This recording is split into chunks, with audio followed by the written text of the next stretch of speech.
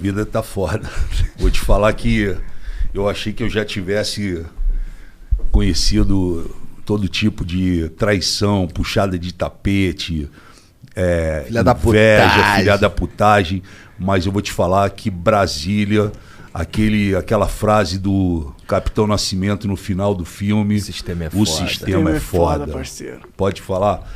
Lá você só tem duas opções. Ou tu vai pela verba, ou tu vai pelo verbo. Não tem meio termo, irmão. Não tem meio termo. Haja em vista aí que agora o Arthur Lira, que está sentado na cadeira de presidente da Câmara, ele sabe, o Brasil sabe, que ele só está sentado porque eles compraram mais de 360 deputados. Com emenda. Deputado com emenda, levando 30 milhões, 40 milhões, 50 milhões, líder 70 milhões. Comprou porque o Bolsonaro ele precisava ter o controle da Câmara, porque nesses 2 primeiros anos ele não teve o controle da Câmara. Então, E agora a popularidade dele está em baixa. sim. E ele corre risco de impeachment se ele não tiver o controle do centrão. Eu acho né? impeachment muito difícil justamente por também causa acho, disso que você falou, né?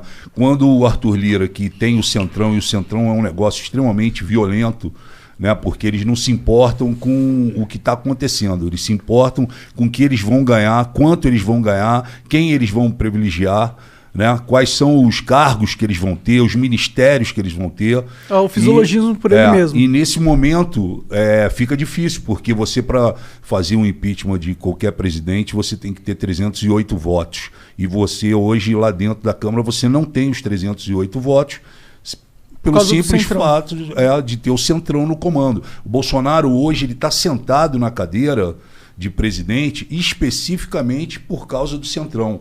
E por isso, no final do ano passado, a gente votou uma PLN de 6 bilhões de reais, que era para o orçamento.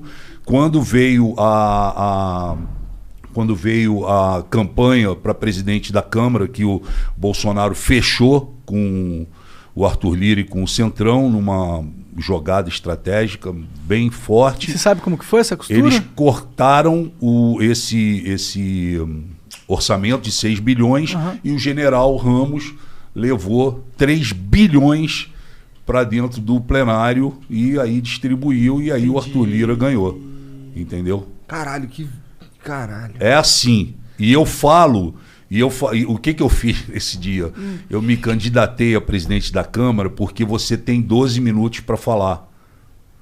E eu falei, quem fez a mesma coisa? Eu falei, eu vou falar os 12 minutos. E aí eu subi, isso que eu falei para vocês, eu falei em outras palavras, até um pouco mais agressiva. Aí eles me vaiaram, né? Começaram um frenesi, deram um faniquito lá deles, e aí eu falei, vocês podem vaiar, mas vocês sabem que se eu puxar a lista aqui, eu vou mostrar quem é quem aqui dentro.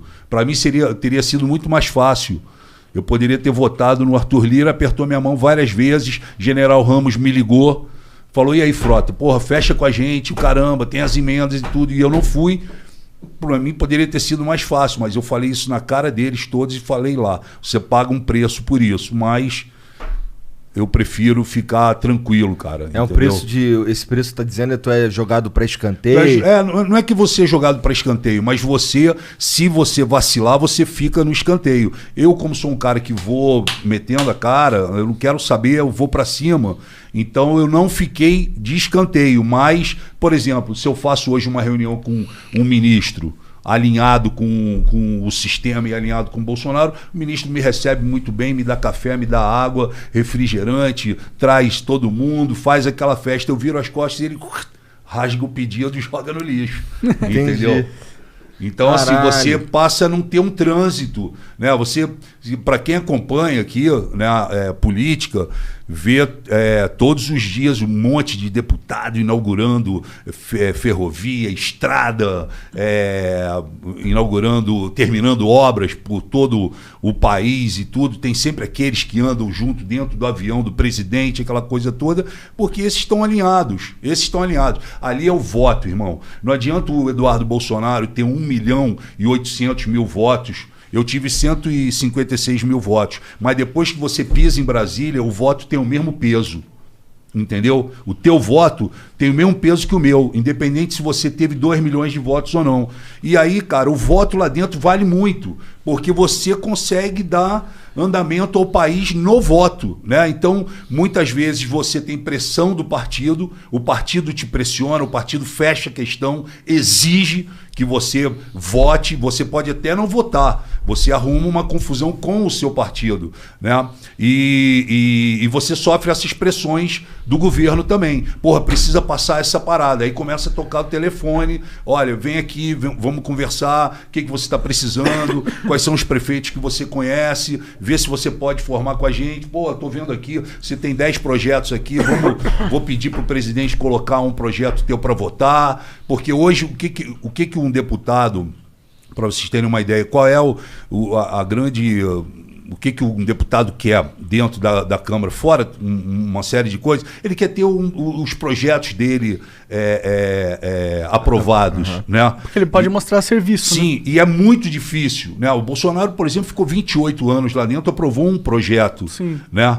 Então, para você aprovar o projeto, se você tiver alinhado ao governo, é muito mais fácil. A não ser que o seu projeto seja de um interesse universal, sabe, nacional, que aí não tem como ninguém, chegar e falar, não, eu não vou, sabe, ser contra esse porque projeto. Tem custo político pra ele. Exatamente. Então, cara, é difícil, você sofre pressão todo dia.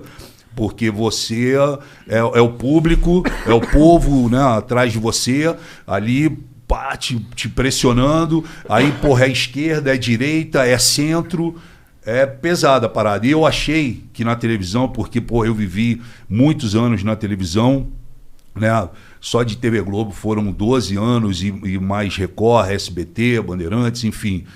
E, eu vivi coisas também dentro da televisão muito forte, muito foda, de puxada de tapete, de traição. Não só comigo, eu vi com vários outros atores acontecendo a parada. E, eu falei, política talvez... Meu irmão, quando eu cheguei lá que eu vi, o problema é muito maior, o buraco é muito mais embaixo. Porque lá, eu acho que diferente, Monark, da televisão, a televisão mexe com ego, tá? Ela mexe também com a questão financeira, mas, Brasília, meu irmão, ela mexe com o poder. O poder. Às vezes o poder é mais... para os mais válido, né? Mais tentador o poder do que a verba, entendeu? Do que o prestígio, do que o cara tá cagando e andando se ele tá sendo processado, se o STF tá processando ele, se a Polícia Federal tá investigando. Ele quer poder, irmão. Ele quer chegar aqui e falar, ó, você vai para aqui, você vai para aquela secretaria, esse ministério é meu. Você vê, o Centrão fechou com o Bolsonaro, chegaram lá, ó, Ministério da Cidadania. Ah, mas tá o Onyx lá. Tira o Onyx. Tira o Onyx. A gente quer a chave do ministério, entendeu? E você, com uma chave de um ministério, você está falando aí, em 3 mil funcionários. Sim, entendeu? Orçamento absurdo. Orçamento absurdo, sabe? E poder, irmão. Poder. O poder é muito forte, cara. Foi por isso que você rompeu com o Bolsonaro? Cara, todo mundo... assim, eu falo pra você que eu me arrependi muito, né, de ter lutado tanto para a chegada do Bolsonaro na presidência. As pessoas me criticam, falam, mas tu não pode ser, um cara como você não pode ter sido tão ingênuo assim, Frota, a ponto de não ter visto antes o que ia acontecer e etc e tal. Mas eu mergulhei de coração na parada, porque eu achei que naquele momento ele ia realmente... fazer uma asepsia na política, ia mudar a situação, a gente ia conseguir respirar de vários outros governos que já vinham. E eu não tive assim uma briga com ele.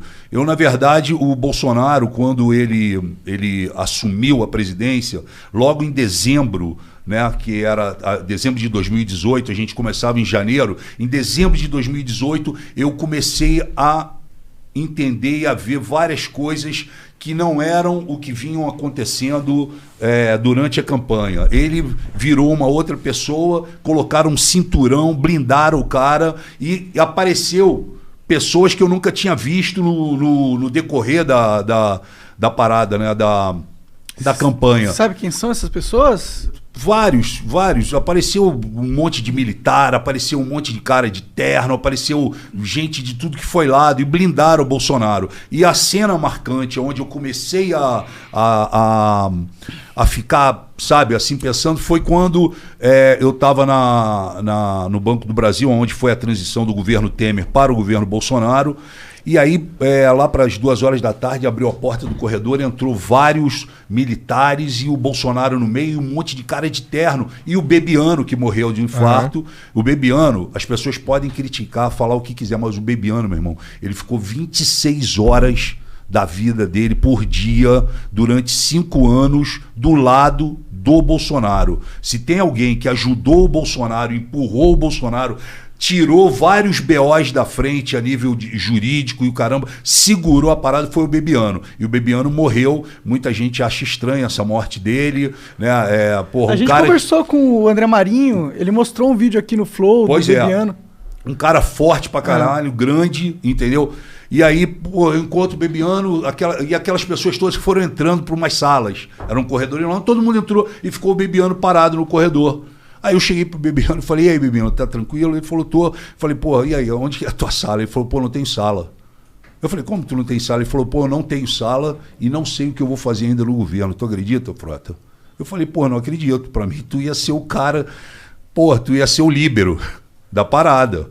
Tu ajudou o cara a sentar nessa cadeira. Pra mim, tu era o líbero. Tu não precisava nem ter cargo. Sim, tu era o cara que ia chegar, Bolsonaro, é o seguinte, tô precisando coordenador ali. Um coordenador, né? Ele falou, pois é, mas não tenho. E eu tô achando muito estranho as coisas, Frota, porque começaram a me tirar de reuniões, eu não sei para onde eu vou, sabe? Aí tentaram acochambrar ele ali na Secretaria-Geral da Presidência, enfim. Mas qual que era o problema com o Bebiano em si? Eu não sei qual foi o problema com o Bebiano. Entendi. Só o que eu senti foi o seguinte, irmão. Se você corre junto uma temporada e você ganha, porra, você tem que comemorar junto. Com você certeza. não pode largar um cara como o Bebiano sem sala. Isso para mim foi muito marcante. E acendeu uma luz. E fora outras coisas que eu vim vendo. Mas aí quando chegou em janeiro, o Bolsonaro me chama e fala assim, ô Frota, o Temer, através do Onyx Lorenzoni, pediu a cota dele no nosso governo, que é justamente um ministério, uma secretaria. Como o Bolsonaro se vinga da classe artística por causa daquele hashtag ele não, que a Daniela Mercury foi uma das que comandou aquilo, e vários outros artistas, e os artistas foram contra a eleição dele, o Bolsonaro se vinga da classe cultural. Então o que ele fez? Ele, assim que ele assumiu, que ele sentou na cadeira, ele tirou o Ministério da Cultura e transformou numa Secretaria de Cultura. Ele já diminuiu ali. E aí, como o Temer tinha pedido ao Onyx uma fatia, Bolsonaro chegou para mim, e eu tenho gravado isso, que dia eu posso até mandar para vocês. O Bolsonaro, o Onyx chega e fala, ó, precisa colocar o Osmar Terra em algum lugar. E aí o Bolsonaro coloca o Osmar Terra na Secretaria de Cultura, sendo que o Osmar Terra nunca fez nada pela cultura do país. E aí o Bolsonaro me chama e fala, Frota, é o seguinte, não gosto do Osmar Terra, ele não vai fazer nada pela cultura, mas eu preciso o seguinte, embaixo da secretaria, do secretário de Cultura, tem 6 secretarias importantíssimas para o fomento da cultura no país. Lei Rouanet, direitos autorais, praças públicas, monumentos e etc., diversidade, audiovisual e não me lembro agora qual que é a outra. São 6. Então o Bolsonaro chegou para mim e falou, pô, Frota, vê se você pode ajudar o Osmar Terra e monta para mim esse cinturão embaixo dele. Então eu fui para campo, eu conheço muita... Antes de você continuar, só que eu tenho uma dúvida nessa sua história.